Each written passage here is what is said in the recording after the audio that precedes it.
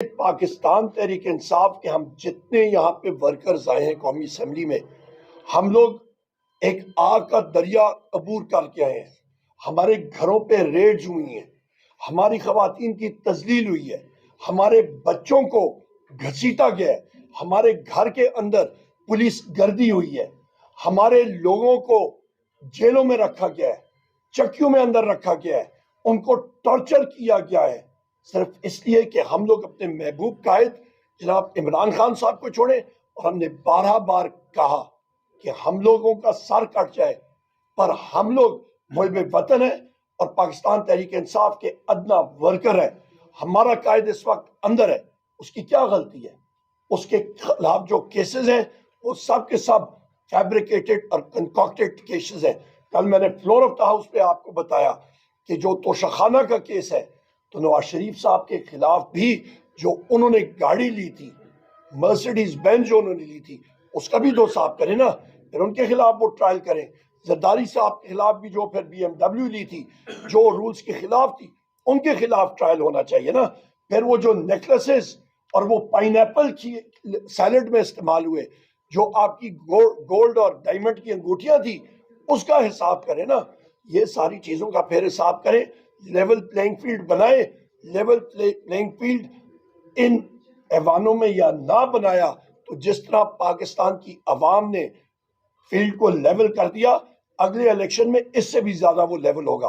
کل آپ نے دیکھا ہوگا، کل میں نے اپنی سپیچ میں بھی کہا تھا اور اس کو کنڈیم کرتے ہیں کہ سینیٹر تنگی نے یہ ریزولوشن پیش کی تھی. میرا خیال ہے ان کی سوچ ابھی سے تقریباً میرا خیال ہے آج سے 25 سال پرانی کی سوچ ہے کہ یہ لوگ یہ ساری چیزیں بند کر لیں گے، دنیا آگے چل رہی ہے.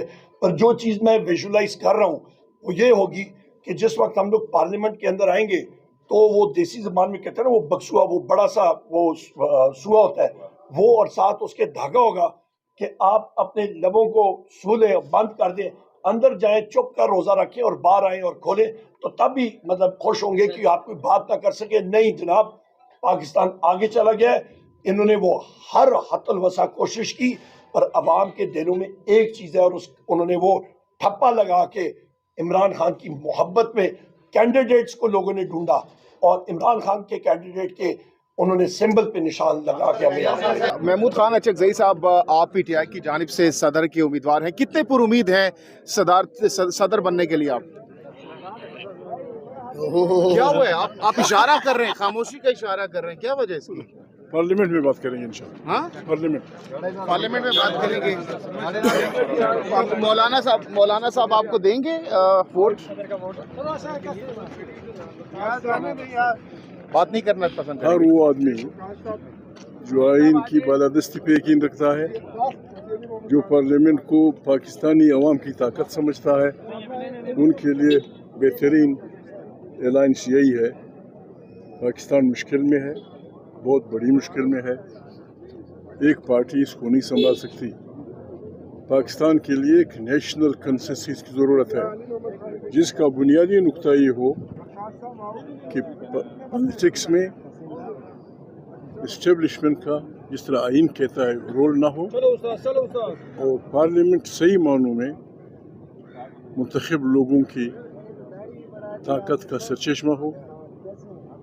صوبوں کو ان کے حقوق، ان کے مسائل پہ آزاد چھوڑا جائے، اور بالکل بہت تھوڑے عرصے میں پاکستان ایشین ٹائیگر بن جائے. عمران خان کے ساتھ جو ماضی میں اختلافات تھے ختم ہو چکے ہیں آپ کی؟ عمران خان سے اختلافات تھے ہی نہیں. عمران خان پاکستان میں آئینی اور غیر آئینی قوتوں کی لڑائی پہلے دن سے جاری ہے. دوسرا مرحلہ اس کا اس وقت شروع ہوا جب لندن میں 36 پارٹیوں نے مل کے پاکستان کی تشکیل نو کا فیصلہ کیا، اور اس میں یہی ہوا تھا کہ پاکستان کی سیاست میں اسٹیبلشمنٹ کا رول نہیں ہوگا. یہاں کوئی کسی کا غلام، کسی کا آقا نہیں ہے، ہم بھائی کی طرح رہتے ہیں. یہ آئین وہ پرزہ ہے یا وہ نٹ ہے جس نے ہم سب کو جوڑا ہوا ہے. اس کو چھیڑنے سے پاکستان کی بنیادیں ہل جائیں گی.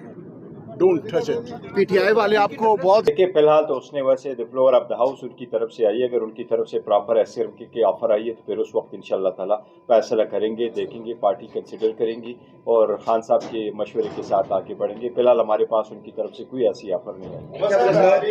यहाँ पे सिर्फ मैं ऐड कर दूँ जी, जो बैरिस्टर गौर साहब चेयरमैन साहब ने भी बात की है, हमारा स्टैंड इसमें बड़ा मतलब मुख्तलिफ जगहों पर ये लोग बातें आती हैं। सबसे पहले चीज़ मेरे कायद इमरान खान साहब को, बुशरा बीबी साहिबा को, शाह महमूद कुरैशी साहब को, चौधरी परवेज़ इलाही साहब को, हमारी ख़वातीन जो इस वक्त पाबंद सलासल हैं, हमारे मर्द हजरात चौधरी इजाज साहब को जो सेनेटर है, मियां महमूद रशीद साहब को, हमारे बाकी साथी, हमारे सिरों के ताज, हमारे वर्कर्स, उनके खिलाफ केसेस हैं, उनको ख़त्म किया जाए, उनको बाहर लाया जाए, उनकी फैमिली से रीयूनाइट किया जाए और हमारा चुराया हुआ मैंडेट फॉर्म 47 का वापस किया जाए। उसके बाद फिर हम लोग सोचेंगे, पर हमारा मौक़िफ़ बिल्कुल क्रिस्टल क्लियर है इसमें। जो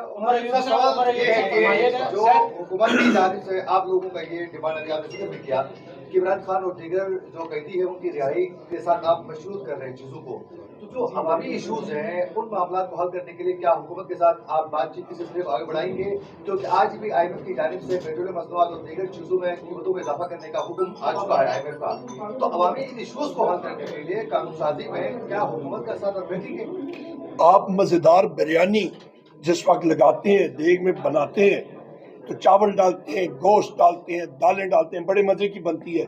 नीचे आग ना लगाए तो बिरयानी बनती है, वो आग हम लगाएंगे तो बिरयानी बनेगी और लोगों के हकूक़ उन्हें मिलेंगे इंशाल्लाह। अभी अख्तर मेघल साहब ने उनकी जो गुफ्तगू किया था, बड़ी तशवीशनाक तब हक़ाइक़ भी थे, ब्लैक आउट वो भी हुए। क्या उनकी गुफ्तगू से आप इत्तेफाक करते हैं और एक किसी तरह मुफाहमत की जानब जाना चाहते हैं? कम से कम जो एक साइड है आप देखिए, मुफाहिमत की तरफ बढ़ना चाहिए। ईवान में अगर बैठे हैं तो हम विद ऑल ड्यू रिजर्वेशंस अपने बैठे हैं। हमने बॉयकॉट की तरफ नहीं किया, हमने वॉकआउट नहीं किया, हम उसका हिस्सा रहे। हमारे मुल्क की जो 70 साल हिस्ट्री है वो कोई ताबनाक नहीं रही है, लेकिन अभी भी वक्त है ये हम अपने अपने अंदाज में अपने अपने वर्कर सपोर्टर और लोगों के हकूक़ की और आइन की बालादस्ती की तार अपने अंदाज में करते हैं। जिन लोगों को शिकवे शिकायत है वो ख़त्म होने चाहिए। इसलिए हमने तो मैनिफेस्टो में भी ये डाला था कि ट्रुथ एंड रिकन्सिलिएशन कमीशन हो और वो सारे लोगों के जो ग्रीवेंसेस है उसको रिजॉल्व करके आगे बढ़े।